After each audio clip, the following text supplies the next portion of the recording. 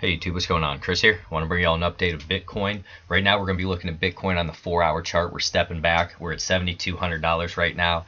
What I wanted to do with you was basically look from our swing low up to our swing high of 2019 and look at this Fibonacci region to really step back. So you're seeing everything on the 4-hour chart here. We're going to look at patterns. We're going to look at trends. Going to look at chart patterns, just all different types of stuff today. I really wanted to dig into this with you, and I wanted to pay attention to the patterns. I think they're really important, and also this 0.618 that we have now broken down through. It's something that I have to put on your radar, and it's very important, guys. So we have started to have some candle closes below that 0.618, and you know that's an area we really need to hold. So let's be aware of that. If you get some from this video, like, subscribe, hit that notification bell, and let's dig into this. So when we go from our swing low, which started last year, or basically at the beginning of this year, 2019, so when we go from our swing low up to our swing high, you can see for about half the year we're in this beautiful uptrend. Guys making higher highs and higher lows. And ever since about June, it was around June, we'll call it 26th, what happened was we started to make these lower highs and lower lows, and we've been in this downtrend channel now for almost 6 months. And the longer that these trends go on, the harder it is to start breaking out of them to the opposite direction. They're eventually going to exhaust themselves, but it could be a year, it could be 18 months. No one knows how long it is exactly going to be. So you have to be careful and you have to protect yourself. When we look at this market for Bitcoin right now, we are in an intermediate to a long-term downtrend. So for me right now, I would be very careful about taking longs from this position, because we are breaking down through the 0.618 region right now. We're breaking down through our symmetrical triangle that we had in red here on the 4-hour chart, and we're also below all of our moving averages, pressing down upon us in a downtrend channel. Now, am I saying there couldn't be manipulation and we have one of these guys where we had a big break to the downside and then all of a sudden it just reversed and we had a BART pattern and we went up 40%? Anything can happen in this space. That's why we're in this space. But I'm saying in terms of just looking at the technicals, everything is down right now, and I would be very cautious. And the fact that we're losing right here, this 0.618, as well as this symmetrical triangle, that's two things going against you right now. And what I want to do is zoom into this, and I'll show you our 0.618. So this is our 0.618 right here, this green line that you're going to see. And then here's our symmetrical triangle. We had lower highs and lower lows that were coming in, and we were chopping back and forth. And this started November 25th. So this is definitely a symmetrical triangle here on the short term.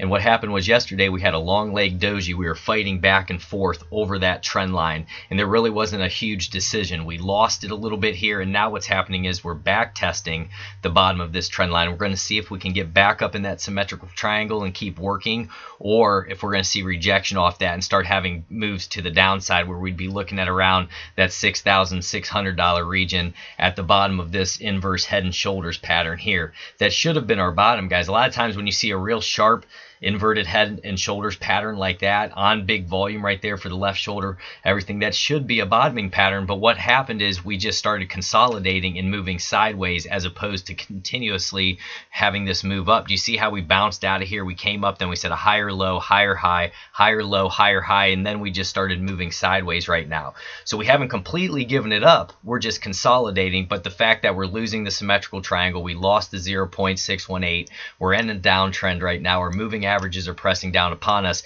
It's a hard spot to say I want to go long right now without more confirmation. A lot of people who will trade like myself, we want to see confirmation. We want to start having higher highs and higher lows, and I definitely want to be out from this downtrend that we've been in here. So that would require us having a candle close up above this top trend line by about 3 to 5%. You would want that candle close on heavy volume. Then we could really start running hard and fast. But right now we're just at that sticky area with losing these key spots. It's tough. Stepping back and looking at this, and you can just see the emotions in the chart for Bitcoin. When things go up, they go up extreme. I mean, they make 50% gains in the matter of 2 days when most major markets won't do 20% in a year. That's just how crazy it is. But we also have massive retracements, very deep retracements.